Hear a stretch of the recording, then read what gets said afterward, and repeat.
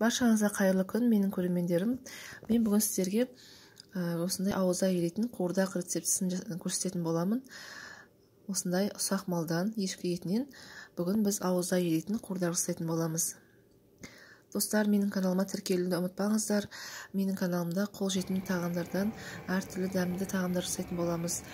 Және де ауылдың тағамдарын осылай көрсетіп отыратын боламыз сіздерге.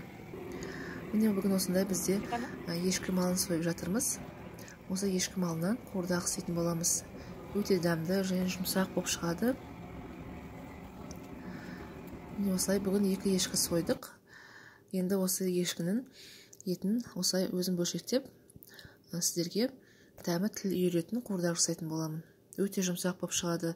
Ешқандай да қоспасыз, қарапайым осындай өзіміздің еттен, өзіміздің картобымыздан сіздерге қуырдақ жасайтын боламын. Осылай кішігірім өзім бөлшектеп аламын.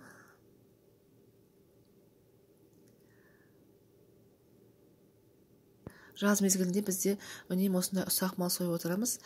Енді қазақ болғаннан кейін етсіз отырмаймыз. Сондықтан да осылай ешкі болсын, қой болсын, күн салқындағында күздік соямыз үлкен. Оның қуырдағы басқаша, ұсақ малдікі басқаша, бірақ дәмі өте жақсы болып шығады.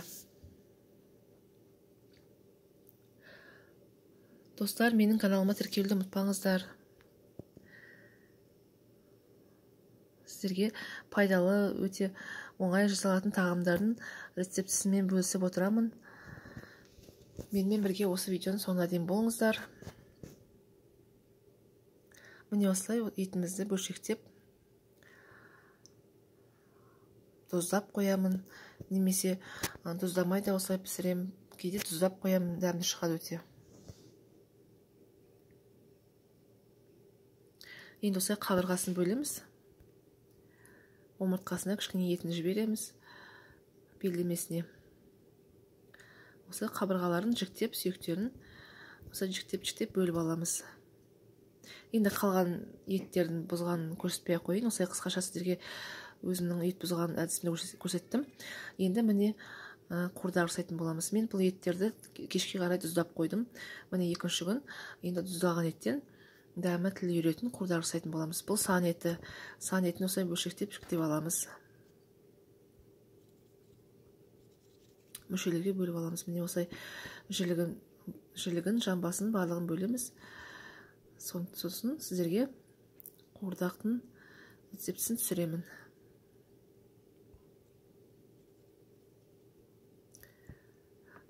Достар, негізі қуырдақ деген өзі әртүрлі еттерден жасала беретін тағам ғой.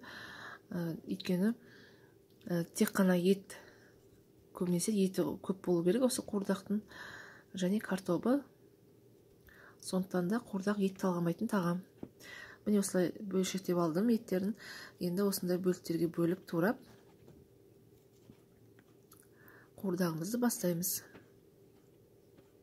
Өте оңай тағам, және де столдың сәнін келтіретін тағам. Біздің қазақ халқының тағамдарының бірі осы қуырдақ. Кісі келгенде де жасасаңыздар, столдың сәнін келтіріп, үстелімізді көтеріп тұратын тағамдардың бірі. Міне осылай енді етімізді майға, мен ең бірінші майға қуырамын. Осылай сұйық майымды құйып, етімді жақсылап қоңыр болғанша қуырып аламын. Өзінің сөлі бөлінгенше. Міне осы қабырғаларды барлығын бөлшектеп, бұзып турап міне саламын. Қуырдақта ең басты ет көп болу керек. Өзінің аты осындай қуырдақ. Еттің көп салып, картобын аздау қылып салып. Осылай майға мен сорпасы шыққанша, өзі ет қоңыр болғанша қуырып аламын. Содан кейін барып пиязымызды, чеснок және сарымсағымызды барлығын қосып, тағы да ары қарай пісіретін боламыз. Мен тұзын салып, бұрышын салып, осылай бір пісіріп аламын.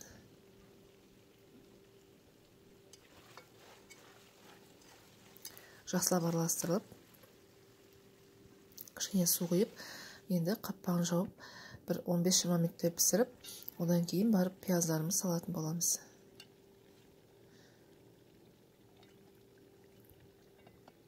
Міне осылай пиязымыз бен сарымсағымыз салдық.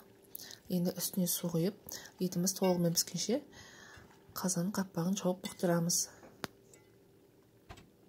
артық еш нәрсе қоспаймын, ешқандай да дәмдеуіштер, осындай еттің өзінің дәміне, өзінің сорпасына піскен қуырдақтан артық тағам жоқ деп ойлаймын. Сондықтан да осылай тек қана өзінің тұзын бұрышын ғана саламын.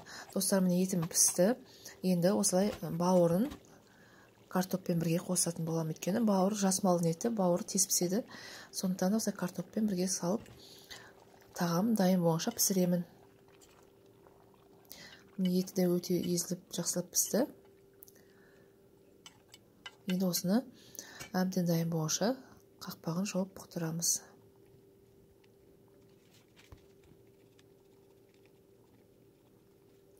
Дәміне қарай тағы да тұз бұрышын қосып жіберемін. Тұздалған ет болғандықтан тұзын қатты көп қоспаймыз. Осылай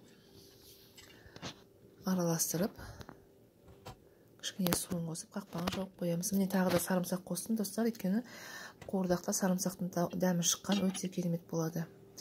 Достар, міне менің қуырдағым дайын, өте оңай, ешқандай қоспасыз, дәмдеушісіз.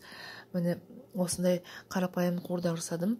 Қуырдақ ет талғамайтын тағам болғандықтан, міне ешкінің етінің өзімен дәмі өте керемет болып шықты. Міне қазақтың ұлттық тағамдарының бірі. Осы менің тағамымды сіздерге ұнаса, менің каналыма лайк басып, комментарий жазып тіркелуді ұмытпаңыздар, достар. Мені қолдап жіберсеңіздер, өте қуанышты боламын. Әрқайсыларыңыздың қолдауларыңыз мен үшін өте маңызды.